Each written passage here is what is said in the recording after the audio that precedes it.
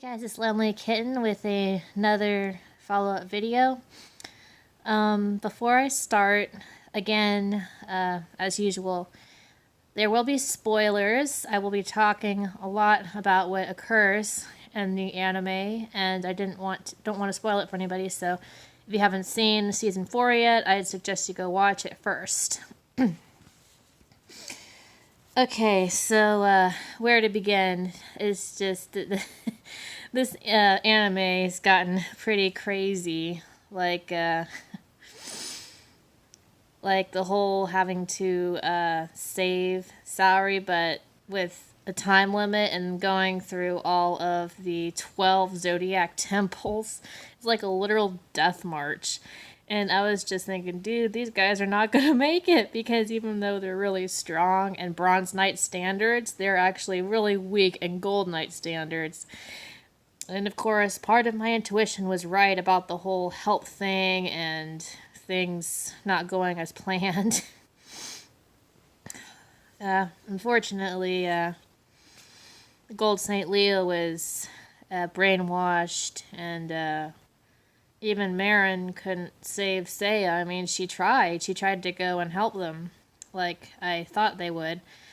But unfortunately, she died of an ambush on the way to Sanctuary. And it's really sad. It's just, Seiya's never going to know if she is his actual sister or not. And, I think she was, because the age difference between Marin and his sister when they were little, I think might match up, but it might just be a hunch. But yeah, things got pretty dark so far. This is just going to be like a part 1 video. I haven't watched the whole thing yet, but so far what I've seen is it's gotten pretty bad. It's just like people are falling left and right, and the others are just barely making it. Like when Seiya, Hyoga, and Shiryu split up at the Gemini Temple, that's when things totally hit the fan.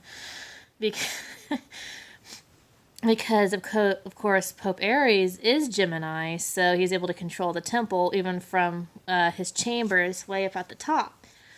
And of course, Seiya and the others try to fight him, and they keep getting their attacks getting thrown back at them. Especially poor Hyoga, who freaks out and tries to kill the guy in front of him, and not realizing that it's an illusion this whole time, and it takes Shun to figure it out.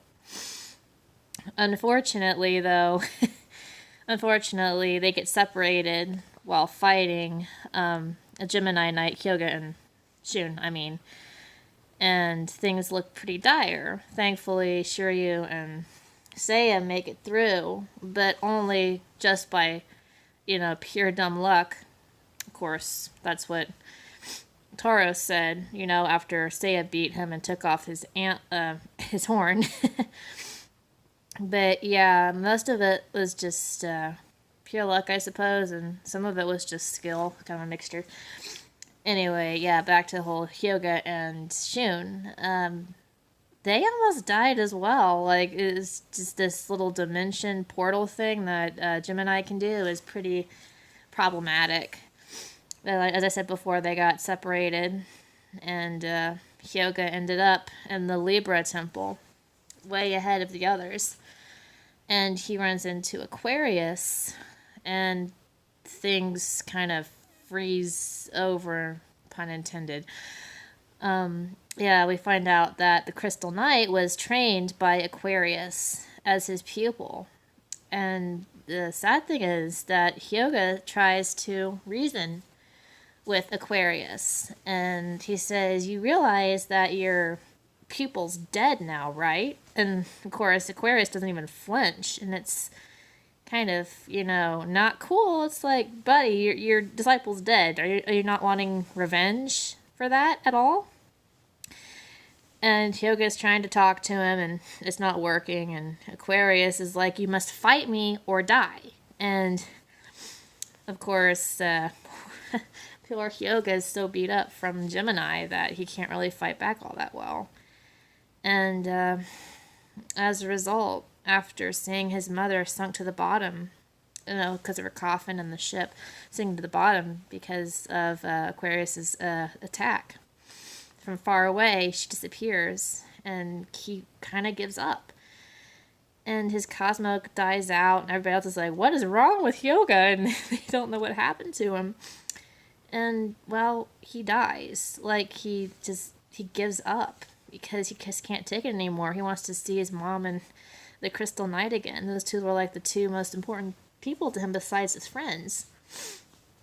And it just breaks him apart, and he dies, and Aquarius freezes him in ice and leaves him in the Libra temple.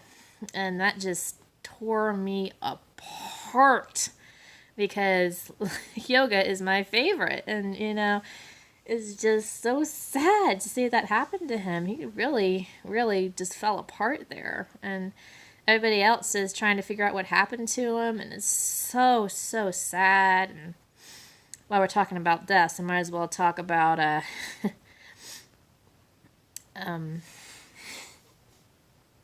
Cassios's death. Sorry, I forgot his name for a second.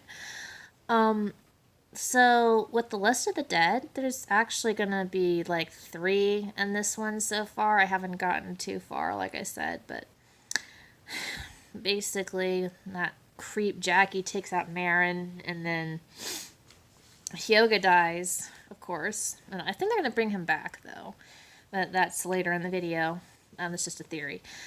But and then Cassios, which is one that really surprised me, is that he actually has feelings for Shina, and he would actually show those feelings by doing her workout, her like training methods, even though they were absolutely brutal.